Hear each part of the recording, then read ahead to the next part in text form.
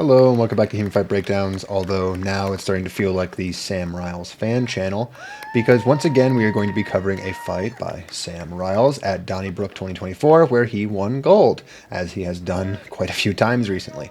But I wanted to talk about this fight specifically, not just because it's another gold medal fight or it's a really great fight, which it is, but particularly because I want to talk about ringmanship or using space while fighting in HEMA. There is not a lot of rule sets at tournaments right now that really deal with the concept of the ring. Most of the time, the rules are just you're in or you're out, and if you're out, you stop the action, you just kind of redo everything. But this rule set and this tournament had something very special, and you'll see here on the footage that a couple times there would be a double or some kind of interaction. I don't know the specific rules, and I don't really care to, because they would set up each person after this interaction in the middle of the ring at like fight distance, the kind of distance where you could simply lower your sword and hit the other person in the head. And this was a pretty interesting setup because it's unusual for this kind of setup to happen naturally, where both people are stock still right in front of each other at this range. So what happens is that in these interactions, you get a lot of really unique tactics and really unique scenarios that you don't normally see. And if there was ever going to be a reason to try to bring up ringmanship in HEMA, you would be under circumstances like this. So you could say, in a way, that the rules here created a new interaction that you normally wouldn't see or normally wouldn't train for, but now you have to. So with that, we're going to watch some early exchanges and talk about the fight in general, and very quickly get to the ones that really matter.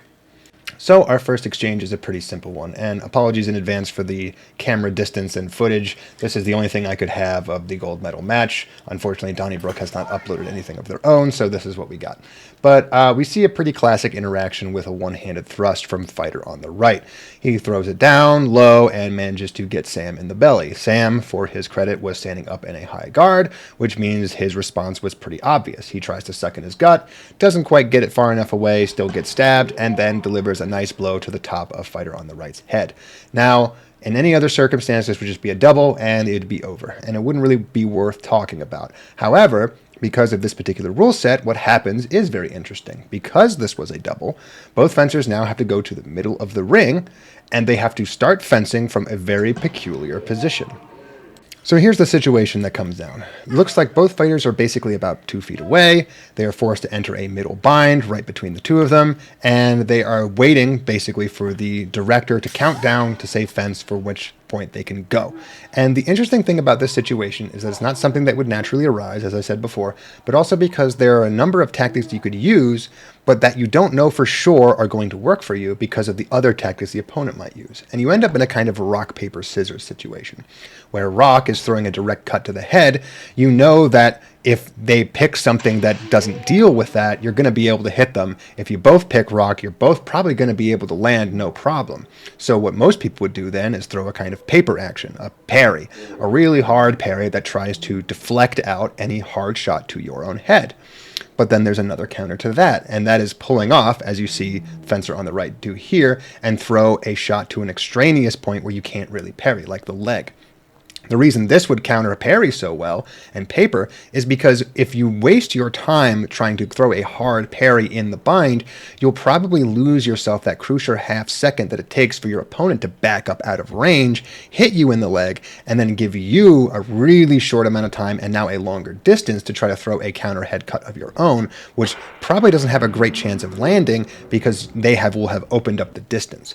So, and then obviously if you throw this light cut and the other person just bonks you on the head, well, you lose there too. So you see it kind of work that way, where paper beats rock, scissors beat paper, and then rock beats scissors. And the key to winning in a situation like this really doesn't have anything to do with how well you can execute a particular technique, but how well you can guess which one of those three options your opponent is going to take.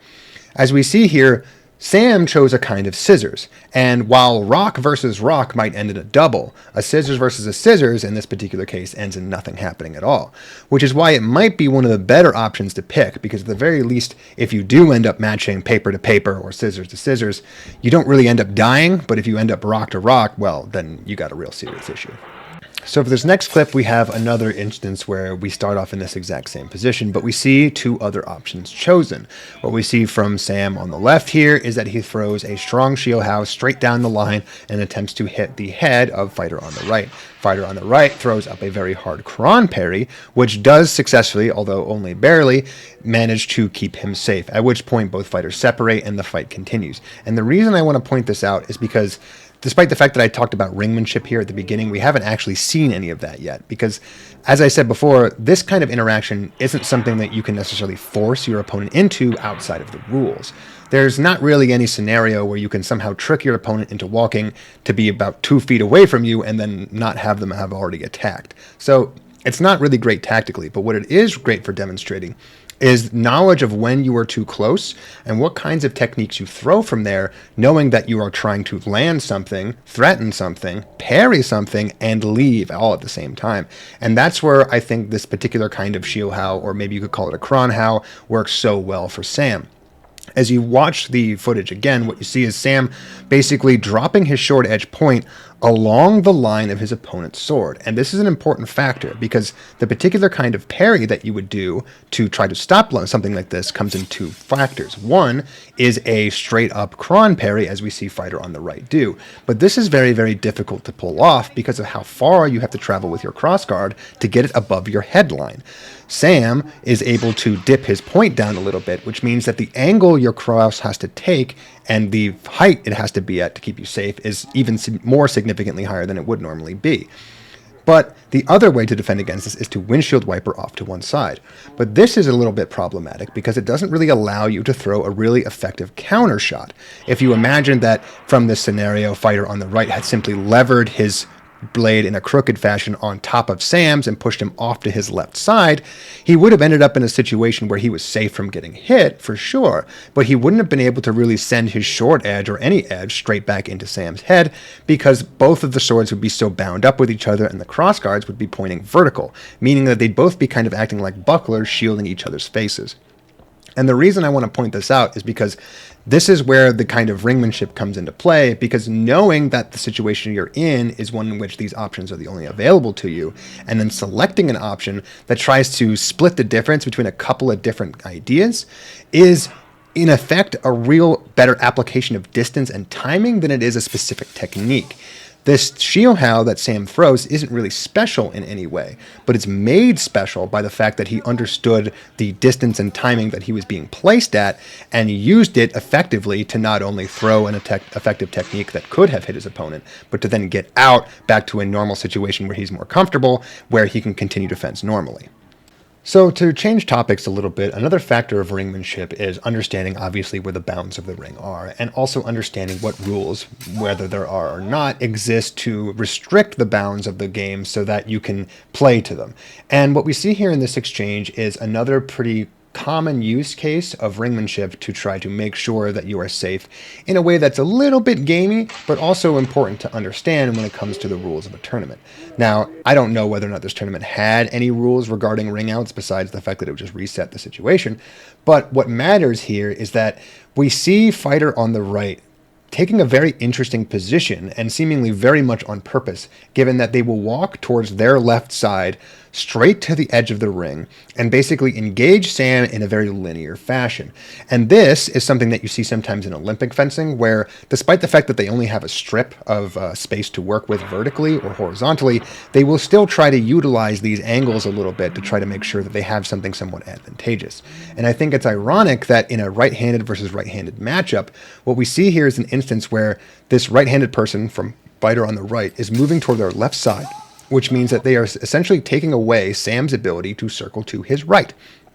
Now, this doesn't really seem like a whole much of an advantage right now, but what it does mean is that when Fighter on the right does throw his engaging cut, they end up in a bind and a little bit of a grapple. And what that means is that because Fighter on the right had not only taken away his ability to circle to the right, but also back up because he has put him in the corner, he has essentially created a situation where he can barrel in or just attack in with a really strong overhand right cut, and then know for sure that 2 out of the 3 directions Sam can go to try to dispel that grapple force and try to get him offline and get into an advantageous position are taken away from him. If he took even 1 step back, he'd end up out of the ring. If he took 1 step to his right, he'd end up out of the ring. And it does mean that the fighter on the right here now has more options in terms of being able to come forward and apply pressure, while knowing that his opponent might try, perhaps a little bit too hard, to stay in the ring and thus subject himself to a grapple maneuver that would be victorious from fighter on the right. However, what we see happen in this instance is Sam is able to stop the force of fighter on the right coming forward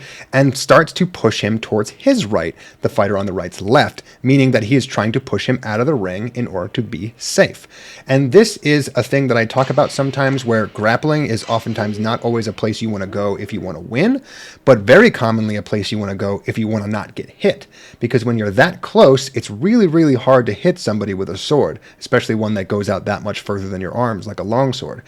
And by pushing him out of the ring, he's trying to essentially end the action before the person who on the right does appear to be a little bit bigger and larger than him could theoretically get the better of a strength-based contest of grappling that he maybe doesn't want to engage in right now. Regardless of whether or not that was the reason he did it, though, he manages to push him out of the ring, he ends the exchange, and as a direct result, he used the ring to protect himself, which is something that I don't think a lot of people think about all the time because, again, oftentimes the rules of the tournament don't really tell you that this is a thing that you can do. And sometimes it's very much on purpose and sometimes it's by accident. Now, while we're on this topic of using the edges of the ring, I wanted to show this clip because it was another good example of why I think that this kind of situation can be completely different depending on where you are in the ring. So you see in this exchange, fencer on the right throws a one-handed thrust towards Sam. Sam parries it off to the side and throws a pretty nice Sverkow over the top. But what I want you to pay attention to is how much of the ring they take up in order to complete this exchange. And imagine what would have happened if the fencer on the right had done this exact same thing, only when he had Sam backed into the corner 2 exchanges ago.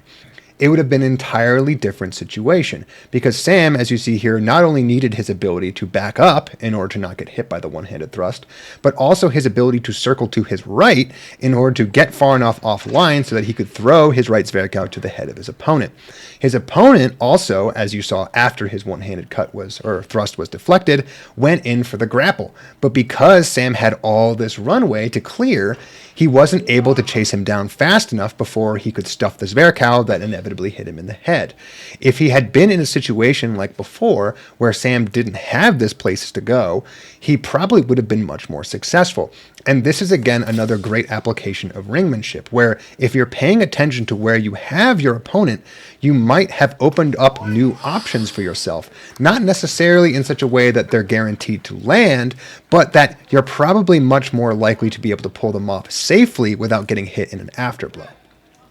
So for this next exchange, we see another application of using the ring to your advantage. We see both fencers kind of circling around each other, and Sam doing perhaps not a great thing where he backs himself into his own corner. And what this means is that we can probably expect that, despite the fact that this was an exchange much earlier in the fight, fencer on the right was still probably thinking about doing the same sort of things we've seen him do in this situation before, namely throw a one-handed attack to take advantage of an extra bit of reach, and also know for sure that his opponent can't really back up straight backwards in order to protect himself. A good idea. However, we see Sam do a really smart thing here as well. He knows that he is backed into a corner where he cannot move to his right and he cannot move backwards, but he can move freely to his left. So from his very high guard, he instead throws a low undercut to his right side. And what this allows him to do is throw a cut that is threatening. As you see, it did manage to hit his opponent on the hands. But even if it had been blocked, what is important here is that he continues to move towards the center of the ring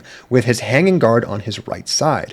Because he's moving so quickly to his left, away from his opponent, he knows that pretty much any attack his opponent tries to throw at him as an afterblow is going to come towards his right side, so he pulls up that hanging parry knowing full well that chances are it's going to glance off of that even if it lands.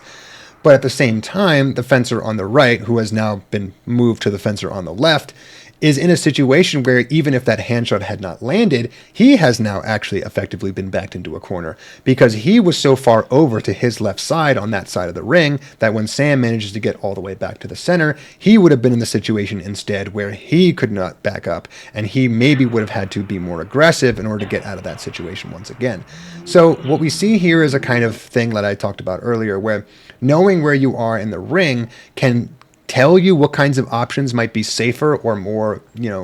effective than normal, while at the same time making it clear that just because you have your other opponent in a good position doesn't mean that they can't get out of it pretty quickly. And most importantly, that offline footwork doesn't necessarily get you the win when it comes to the actual engagement, but it can put you in a very good positional situation right before you begin an engagement. So if you want to figure out how to use offline footwork and this kind of ringmanship more effectively, what you have to pay attention to is that all of this is going to be happening before the exchange and after the exchange. When during the exchange, it doesn't really matter so much, as we saw even when two people are basically locked right up against each other.